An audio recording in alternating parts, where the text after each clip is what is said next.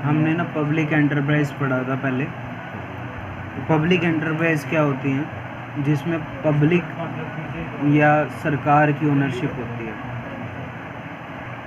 जिसमें सरकार का पैसा लगा हुआ होता है, सरकार का हिस्सा होता है। उस एंटरप्राइज को या उस संस्था को पब्लिक या सरकारी संस्था कहते हैं।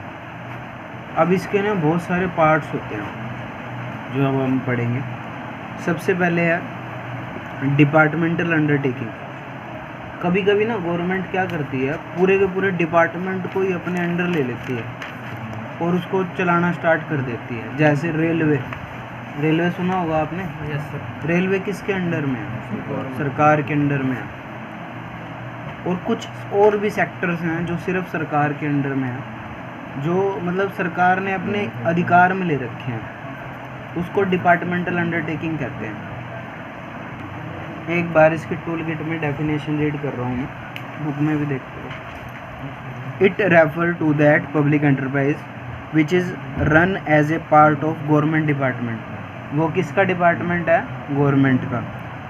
Under the direction of minister concern, और ये किसी न किसी मिनिस्टर के अंडर होती है। रेलवे जो होती है वो किसके अंडर है?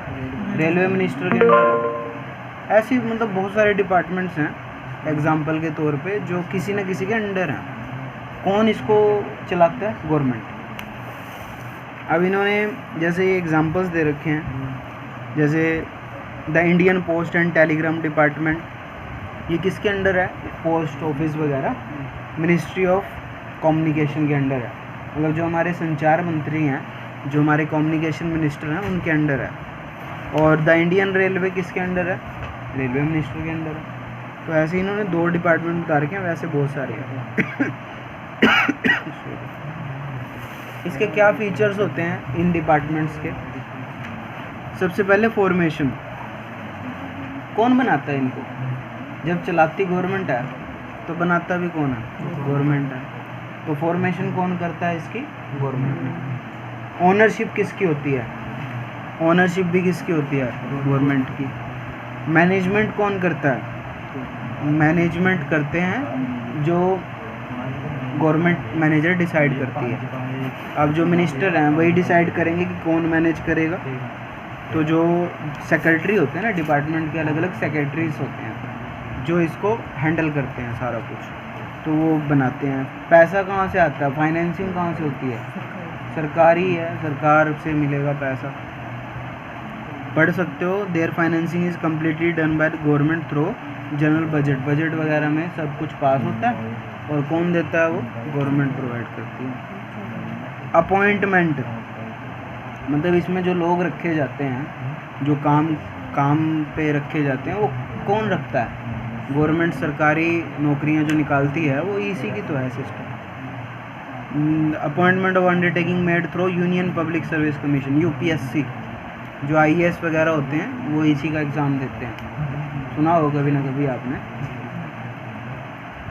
तो ये बस 5 पॉइंट कर लेना, बहुत है। आगे बढ़ना है भाई आपने। Merits of departmental undertaking. इस तरह की संस्थाओं के क्या गुण होते हैं? जो सरकारी संस्थाएं हैं, क्या गुण होते हैं इनके? सबसे पहले है ईजी फॉर्मेशन। इनको बनाना ईजी क्यों होता होगा? क्योंकि गवर्नमेंट ने अपना काम करना है और अपना काम करने में कभी वो हिचकिचाते नहीं हैं।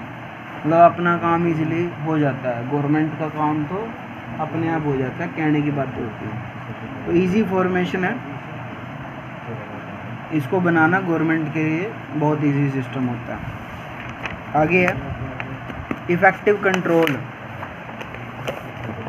इसका एक और बेनिफिट है कि जो ये संस्थाएं होती हैं, इनके ऊपर कंट्रोल किसका होता है?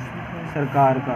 तो कंट्रोल अपने आप हाथ में रखना ऑफिसर्स के हाथ में होता है, तो इफ़ेक्टिव होता है, बढ़िया कंट्रोल होता है। थर्ड है इंक्रीज इन गवर्नमेंट इनकम। क्यों बनाया जाता है इनको? इनकम बढ़ाने के लिए। रेलवे क्यों चलाई जाती है? सरकार पैसा कमाने के लिए करती है। रेलवे का किराया लेती है या और भी कुछ जो भी है, या पोस्ट ऑफिस का काम करते हैं, वो किस लिए कमाते हैं? कि उनको ज़्यादा से ज़्यादा इनकम हो। फोर्थ है decrease in tax burden. Public के ऊपर टैक्स बर्डन कम होगा। सरकार क्या अपने आपसे भी टैक्स लेगी? क्या सरकार रेलवे से टैक्स लेती होगी? वो सरकारी है, टैक्स भी सरकार ने लेना है? नहीं, वो सरकार जो करती है अपना काम खुद के लिए करती है। इससे क्या होता है, टैक्स बर्डन कम हो जाता है, पब्लिक के ऊपर नहीं पड़ता टैक्स। क्योंकि एक बात बताओ, आप कभी प्राइवेट सफ़र करना, प्राइवेट अगर आप मान लो अपनी गाड़ी करके जाते हो, मान लो यहाँ से दिल्ली जाना, बहुत पैसे लगते हैं। अगर ट्रेन में जाओगे तो सस्ती से सस्ती ट्रेन कितने की, 50 रुपये लगते हैं सिर्फ। अपनी गड्डी करके जाओगे, एक बंदे का 1000 रुपये खर्चा पड़ेगा अंदाज़ा, कम बता रहा हूँ, ये 1000 के आसपास पड़ता है आना जाना। और आना जाना दिल्ली से वैसे ट्रेन में जाओगे तो 100 रुपये में भी हो जाएगा। तो एक तरह से वो टैक्स बचा रही है, लोगों का पैसा बचा रही है। 5th पॉइंट इसका है इजी फाइनेंसिंग। ये भी इसका फ़ायदा है कि इजी फाइनेंसिंग का मतलब पैसा सरकार को आसानी से मिल जाता है, बजट पास करना, पैसा मिल गया। अच्छा जी, इसकी कमियां क्या हैं? फर्स्ट पॉइंट है इसकी, देखो किसी चीज़ के फ़ायदे होते हैं तो उसकी कमियां भी ज़रूर होती हैं। Prompt, lack of prompt decision. Prompt का मतलब होता है जल्दी एक्शन। किसी काम में सरकारी, देखा है किसी काम में जल्दी एक्शन होता हो, पहले मंत्रियों से पूछना पड़ेगा, ऑफिसर से पूछना पड़ेगा, बड़े पंगे होते हैं। तो इसकी एक सबसे बड़ी कमी है, जो भी काम का एक्शन होता है वो लेट होता है। आज कोई प्रपोजल पास हो गया ना, पता नहीं कितने साल लग जाएंगे उसको बनने में। अपने C1 को ही ले लो, सारी सड़कें पाड़ के फेंक रखी हैं, बना है कितना टाइम हो गया। ये सरकारी काम ऐसे ही होता है। सेकंड है लैक ऑफ फ्लेक्सिबिलिटी।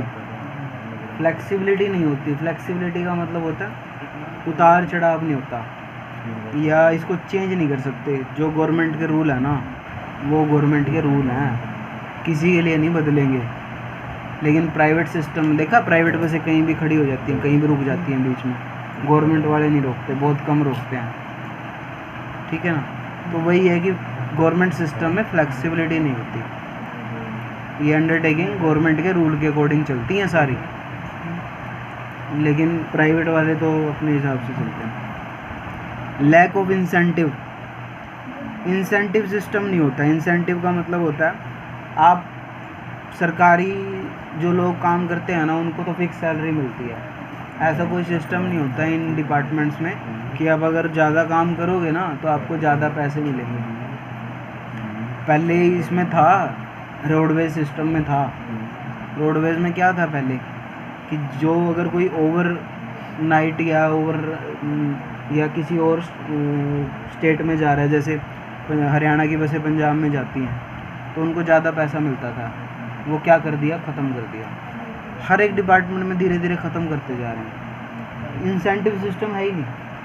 मतलब अगर आप चाहे ज़्यादा काम कर लो चाहे थोड़ा काम कर लो, पैसे फिक्स मिल रहे हैं। इसलिए सरकारी काम करते ही नहीं। सरकारी अफसर क्या करते हैं, काम करके राजी नहीं होते। यही सिस्टम है। सारे नहीं होते, जैसे देखो सारे थोड़े बहुत होते हैं, ईमानदार भी होते हैं बहुत, आजकल तो हैं, लेकिन पुराने टाइम में थे। आज तो डरते हैं भी एक्शन ना हो जाए आजकल तो। नेक्स्ट है lack of competitive feeling. Competition होता ही नहीं किसी के बीच में। प्राइवेट सेक्टर में क्या होता है, कंपटीशन है, एक दूसरे से कंपटीशन लड़ते हैं। सरकारी सेक्टर में क्या है, सरकारी नौकरी है, सरकार के जमाई हैं, कुछ मर्जी कर लो, कोई नहीं टोकता है। यही सिस्टम होता है।